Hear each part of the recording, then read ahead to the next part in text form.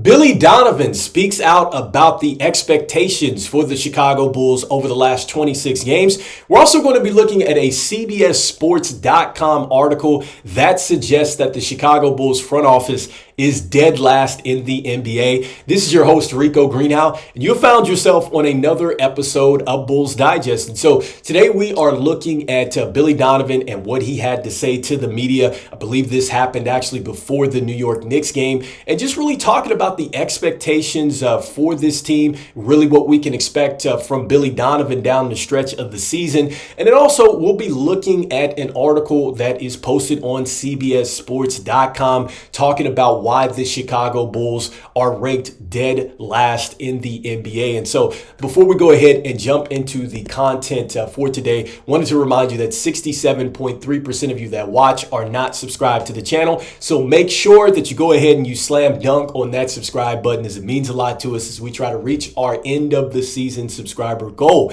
So with that being said, let's go ahead and jump into the content for today. So you can find this article on NBA.com. It is written by Sam Smith, and we're going to be looking at some key quotes out of this from Billy Donovan and really breaking it down, because I think it really speaks on just the direction that this team is just trying to find, and also, why this is an important time for the Chicago Bulls to really evaluate what they have as they try to continue to really get the build of the team correct and get back into being a contender. And so let's start with the first quote that is in this one. And this is Billy Donovan, and I think it's talking interestingly about just how he is going to approach the right now and why it's important and how he's looking at the future. And so let's start with this first part where he says, look, I don't think you can come in here every single day and say, we're going to try this and see what happens. I do think there's going to be some of that because we do have pieces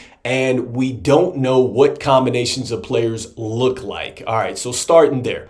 So initially he's saying that, you don't want to come in and just see what happens. But I would argue that you actually do have to do that. And I think that this is probably the most important time to do so, because I just think there's not a practice, there's not a G League performance, there's only NBA performances where you get a chance to see what these players will do in NBA games. And you also get a chance to see, really how the roster really works together. And we know that there is an awkward roster construction, and clearly there has to be some pieces that need to be moved. And in order to really see what players are going to stay and what players need to be moved, you're going to have to go out and you're going to have to try different rotations and combinations of things to see what works. Now, I'm not saying that you're just doing that and you're not protecting the integrity of the game, which we're going to talk about that in a moment. But just to say, the point is that you do have to go out and try many different things. You cannot continue to do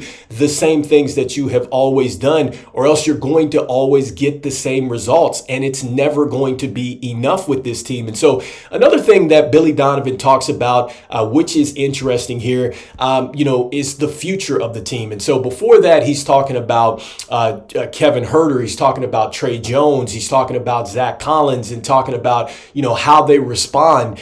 And he's talking about, how Lonzo and Josh Giddey have played well, and how Lonzo is certainly going to be back, and how now Trey Jones is a player that's not under contract for next year. But he starts talking about the future towards the end. And I think that I found this very interesting, because he's saying, look, if you're talking about the future, we've got to right now be talking about doing things on a daily basis that have got to impact our future in a positive way. I'm not a big believer in taking games and saying, let's just see how this works. And so once again, going into the first point, when you're talking about building for your future, the only way that you are going to positively affect your future is you have to address the right now.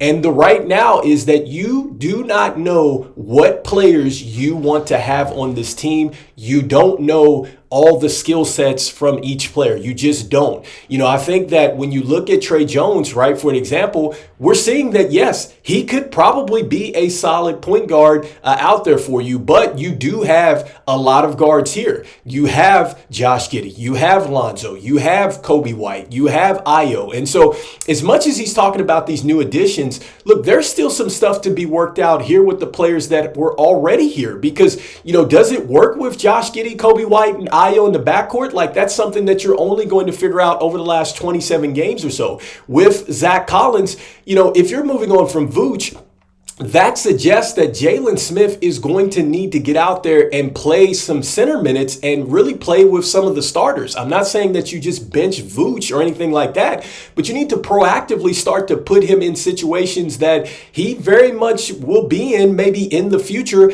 And same with Zach Collins. Look, if you're not moving on from Zach Collins, which I would understand because this team needs some size, then you need to play him. You can't just have him games out there where he's not playing and then he just plays for 15 minutes or something like that. Like, I get it. It varies from time to time, but you have got to be more proactive in doing some things that affect your in future. And that means that you do have to try some things. So once again, I disagree with the fact that you don't come out and you don't try some things. You just have to in order to progress this roster. And so next up, I wanted to talk on the next statement here with Billy Donovan and just really, I think why we're seeing some of the things that we see as a fan base and just, we're talking about really this mix between winning and then player development. And then it seems like we have a frustration and there's a real disconnect.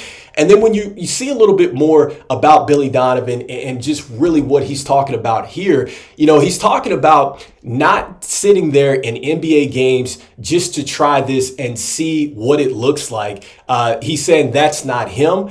He's also talking about the front office and how they expect for him to compete and to try to win. And that as long as he's on the bench, he feels that it's his responsibility to put the team in the best decision or put them in the best place, I should say, to win and make those the best decisions and things like that. And look, I totally understand that. It is the coach's responsibility to put the team in the best place. But I think that you have to realize that, look, there is going to be a time where maybe Billy Donovan doesn't have veterans to really lean on. And this is why I think maybe some of the fans wonder if he's the right coach for a rebuild situation, because if you're not willing to play the younger guys now, what would you do in the offseason if AK decides, okay, we're moving on from Vooch, we're moving on from Kobe. I'm just throwing out a scenario. We're moving on from Kobe. We're moving on from, maybe Dalen Terry. We're moving on from Julian Phillips. And then we're bringing in some new players that may even be more young, more unproven, right? And so that's going to put him in a situation where Billy Donovan is going to have to, I think, really have to try some things, right? And that's what he's been reluctant to do.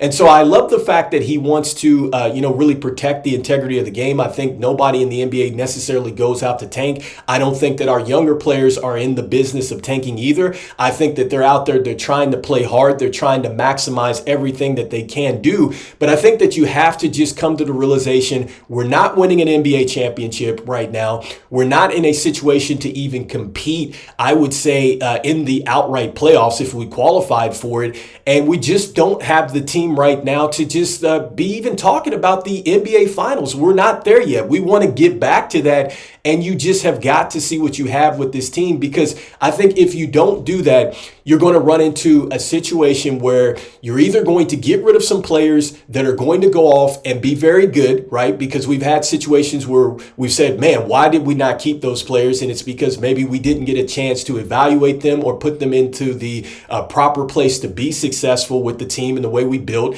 Or you're going to have a situation where you're going to sign a player back and clearly they're not worth that contract. And it's because you did not take the time to evaluate them and see exactly what the fit was. And you just rushed into something versus kind of looking at the long-term plan, which we're going to talk about that here in a moment when we're looking at the front office. But that is another quote to take a look at. And lastly, I want to take a look at this last thing and Billy Donovan talking about just Modest Buzelis and using the example of kind of using Patrick Williams and the minutes, and then he's using the example of guarding Kawhi Leonard.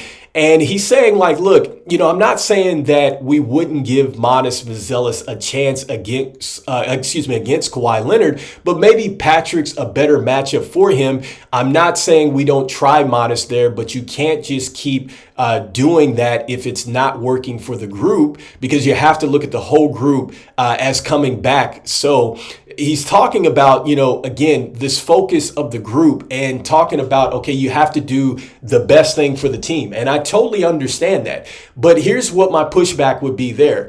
How is it that if it's Patrick Williams, if it's, I'd say another player, I don't know, name anybody, if they're out there making the same mistakes as Manas Buzelis, they don't get pulled as quickly. And Manas Buzelis, yes, he gets the chance, but he gets pulled, immediately. And it's like, look, you have got to play these younger guys. You got to give them a chance, and they are going to make their mistakes. And Manas Buzelis, he talked about that at the top of that quote. He has gotten better, with the fact that, yes, he's had, kind of a short, timeline as far as, his mistakes and things like that. And thankfully, he hasn't let that really impacted him. But you could tell that he's getting better, and he's going to get even more better, and really helps your team for the future, going back to that point that he was talking about, because as you allow him to make more mistakes now, you're getting all that out the way. So we're actually really speeding up the process to getting to the potential of Manas Buzelis by letting him play through those mistakes.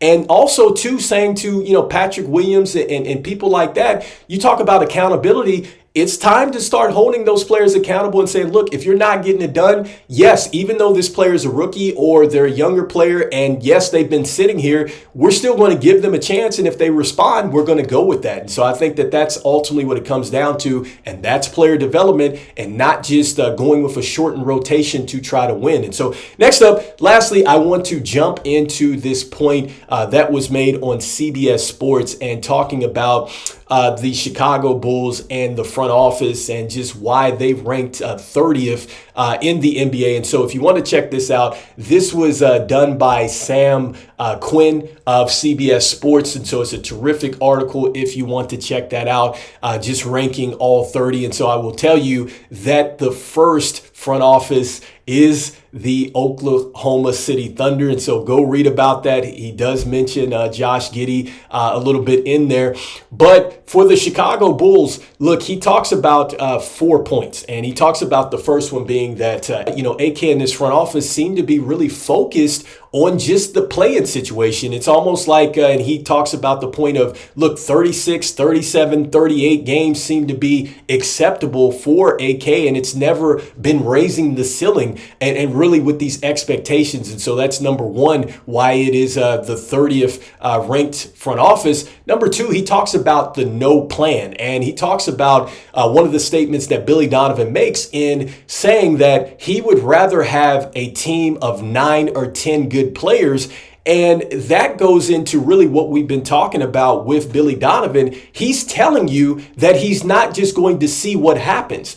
If you're going to see what happens, that suggests that you're going to have to go deeper in your rotations, and you're going to have to play a lot more players and see what you have. In this article, he talks about the fact that the Bulls don't have 9 or 10 good players, which I do agree with. And honestly, we don't even know if they're necessarily like decent players that you can go, okay, we can throw them in there at some point in time, because I just think we haven't seen enough from them. And so that right there, you can see is a conflict as far as the direction of the front office, where we are with the coaching. Like, it's all over the place. Next up, another thing that he talks about here is the bad trades. And so, look, we've talked about this before. Alex Caruso, DeMar DeRozan, Zach LaVine, all of them moved. You did not get a first round pick in this. And I talked about OKC being the first, ranked first. And that is talked about how they have an abundance of draft picks. And again, the Bulls don't get any draft picks back from a team that has an abundance of those. But he doesn't mention that, but I'm just throwing that example out. And then on top of that, man, you just look at the fact that when you don't get any draft picks back, going back to the 9 or 10 player situation, look, you need 2 or 3 stars to really go out and win a title, and you need to build around them accordingly. And look at the Boston Celtics. They have a couple stars there, actually 3 with Porzingis, if you think about it, even though they didn't draft him. But still, you got to have 3 stars, and then you do have to have some role players out there. That seems to be the proper build. And so by not getting the draft capital, you're not giving yourself as many bites at the apple as you need. At some point, you need to do that. I mean, look at the Houston Rockets.